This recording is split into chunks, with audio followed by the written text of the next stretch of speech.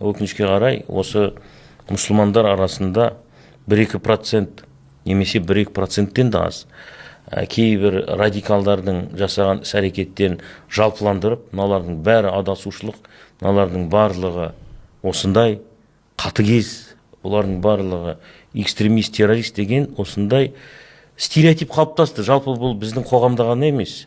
Мен жақында психология терроризма деген батыстық Джон Хорган деген ғалымның кітабын оқыдым. Ол кісі айтады, бір қылмысты мұсылман жасаса, бұқаралық ақпарат құралдары 357% ол ақпаратты көбірек таратады дейді.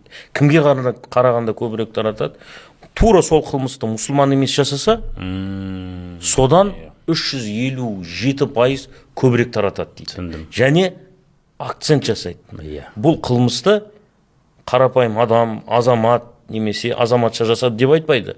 Бұл қылмысты мұсылман адам жасады деп айтады. Көрдіңіз ба? Себебі ол мұсылман. Сондай бұқаралық ақпарат құралдарында осындай стереотип қалыптасқан. Екіншіден, бір қылмысты екі адам жасап, соның бірі мұсылман, екіншісі мұсылман болмаса, мұсылман 83 айға сотталады, мұсылман емес 24 айға сотталады.